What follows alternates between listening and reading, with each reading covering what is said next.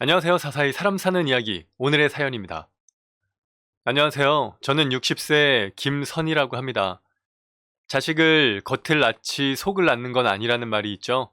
저에게도 절대 제 마음대로 되지 않던 못난 아들이 하나 있었습니다.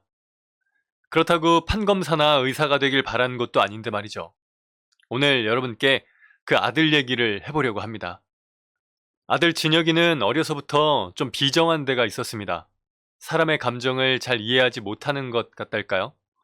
제 지갑에서 돈을 훔치거나 집안을 일부러 어지르기도 했습니다.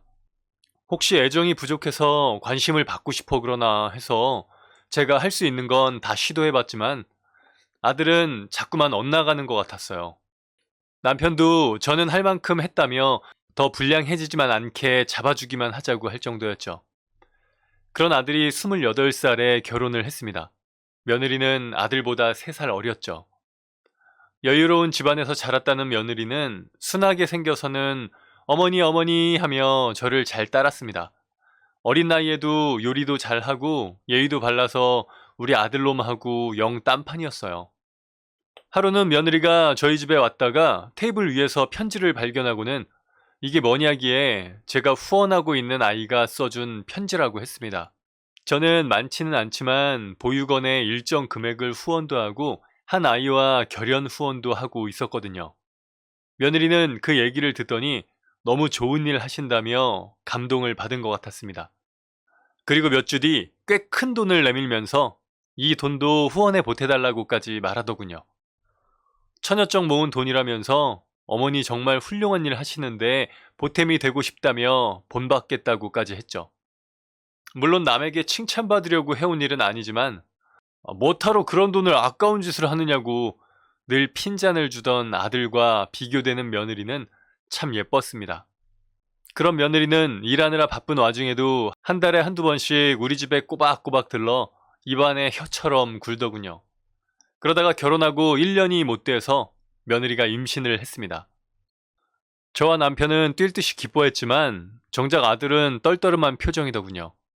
저는 진혁이가 아직 아빠 될 준비가 안 됐나 보다. 그 정도로만 생각했죠. 며느리도 물론 기뻐하는 것 같았으니까요. 다만 떨떠름한 표정의 아들을 보는 며느리의 얼굴에 그늘이 진 것이 영 마음이 쓰였습니다. 저는 막상 태어나면 아들 역시 기뻐할 것이라고 생각하고 며느리를 다독였네요. 그런데 임신 후 입덧이나 몸이 무거워져 그런지 며느리가 찾아오는 날을 점점 줄이는가 싶더니 별안간 발길을 뚝 끊었습니다. 안부 전화도 거의 하지 않더군요.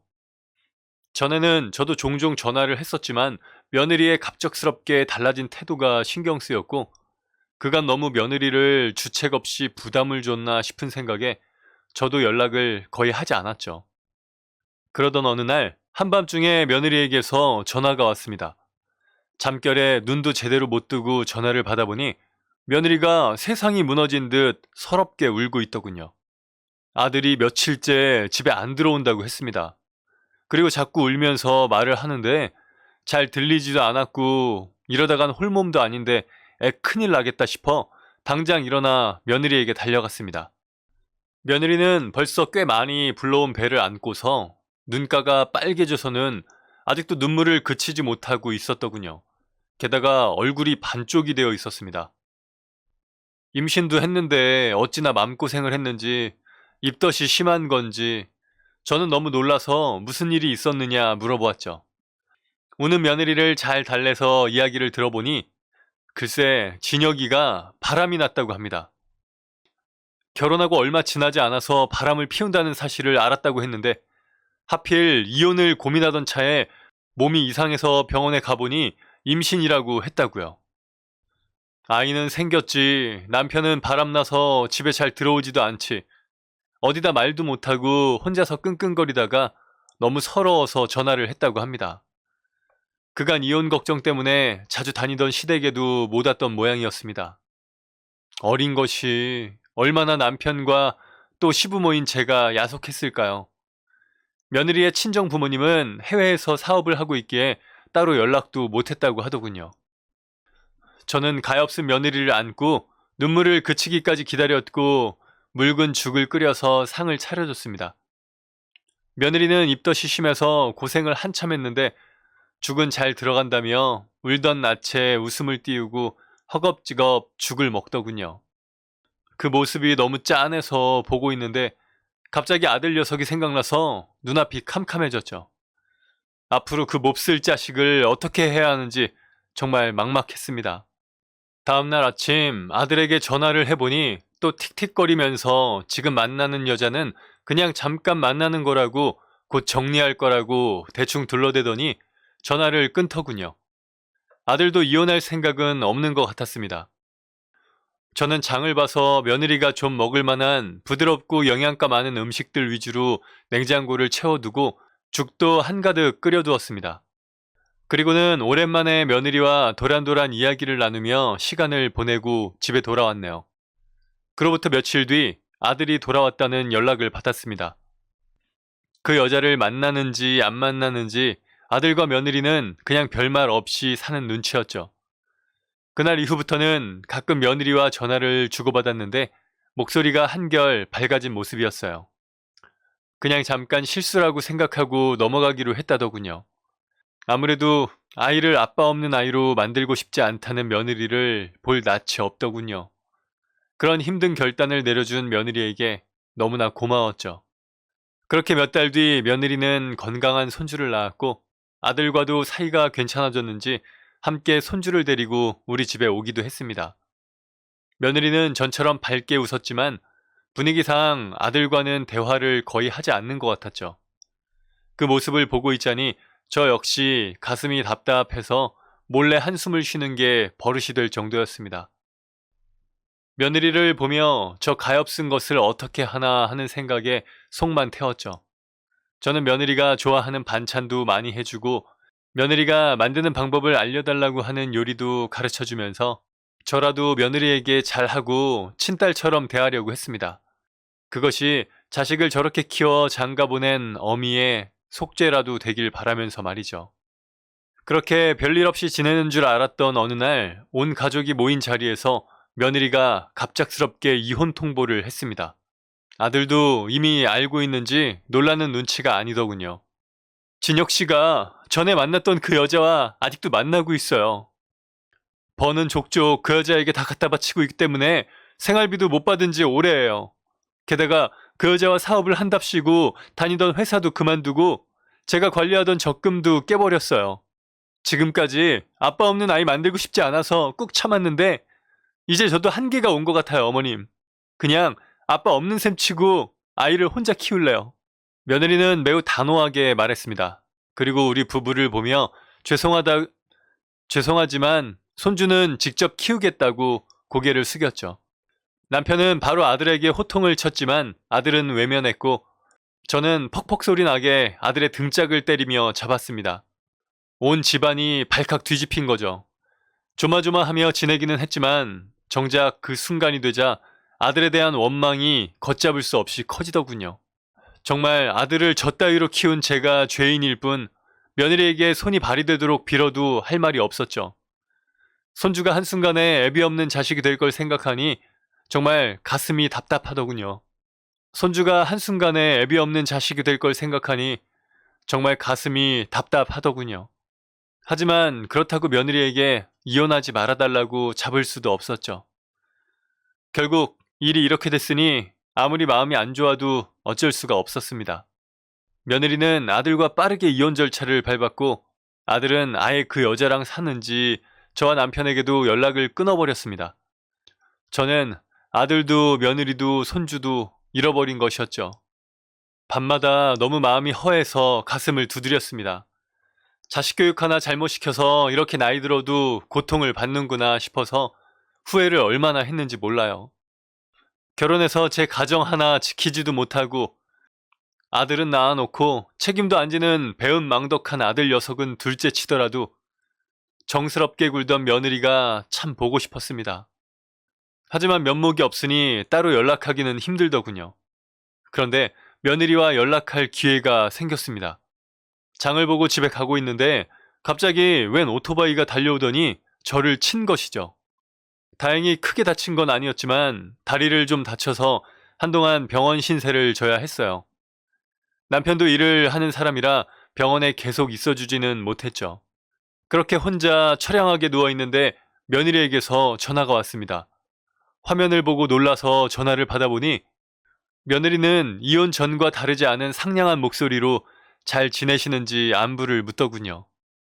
사실 그러지 말았어야 했는데 저도 모르게 며느리에게 어리광을 부리고 싶었는지 지금 다쳐서 병원에 누워있다는 앓는 소리를 해버렸죠.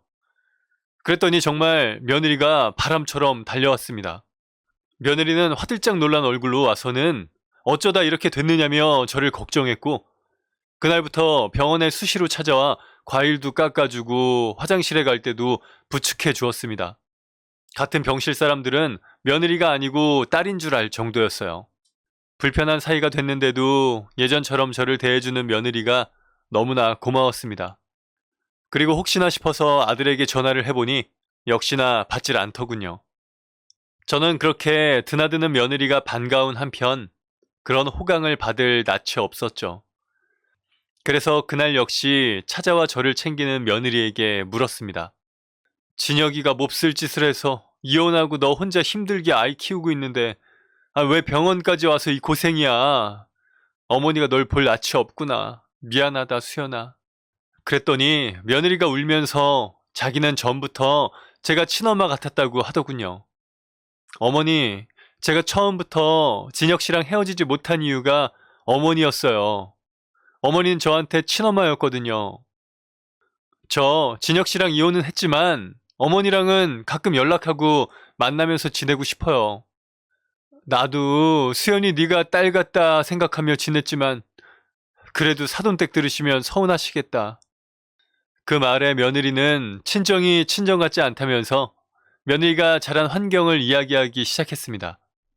사실 며느리는 보육원에 신생아일 때 맡겨졌고 이후 양부모에게 입양이 되어 자랐다고 합니다.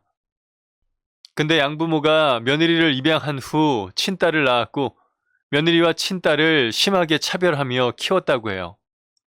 친딸이 태어나고 난 뒤 며느리는 파양될까 두려워 눈칫밥을 먹었고 이후로는 동생의 돌보미 같이 자라왔다고 합니다. 그러다 며느리가 결혼한 후에는 양부모가 친딸과 함께 해외로 떠나버리면서 정말 버림받은 것이죠. 그런 처지라서 너무 마음이 외로워 제 아들 같은 불량배에게도 쉽게 정이 들어서 결혼을 했나 봅니다. 저는 그저 부잣집에서 곱게 자란 아가씨라고만 생각했는데 그런 사정이 있었다니 너무 안타깝더군요. 사실 시부모님은 어떤 사람일까 걱정을 많이 했었어요. 그런데 어머님, 아버님이 저 같은 애한테 따뜻하게 대해줘서 마음이 편안해졌어요. 그리고 어머님이 보육원에 후원도 하고 있다는 걸 알고 나니 어머님과 저와의 어떤 고리가 생긴 것 같더라고요. 제가 어머님 같은 사람을 엄마로 만나 자랐다면 더 좋았겠다는 생각도 했어요.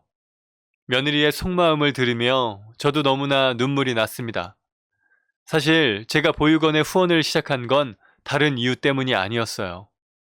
제가 진혁이 초등학생 때 늦둥이를 가졌다가 출산 후 먼저 보낸 경험이 있거든요. 그 아이는 딸이었습니다. 이후 시간이 많이 지나면서 겨우 아픔이 조금씩 가셨지만 그래도 어쩌다 한 번씩 생각나는 아픈 기억으로 남더군요. 그래서 그 마음을 달래보려 보육원에 후원하기 시작한 것이죠.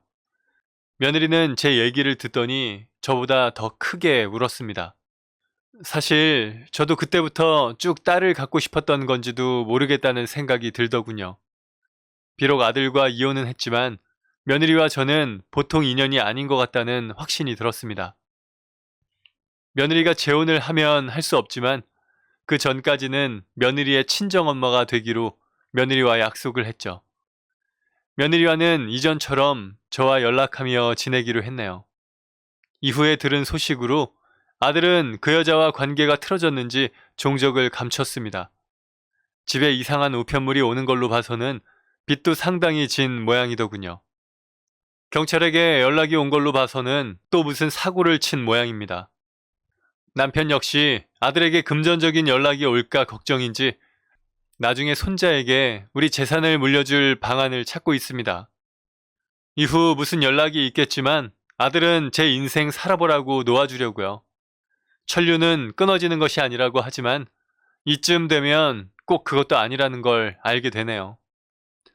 저와 남편은 아들 대신 딸을 얻었다고 생각하고 수연이와 손주와 연락하며 잘 지내려고 합니다. 지금까지 제 이야기를 들어주셔서 감사합니다. 네, 오늘 사연은 여기까지입니다.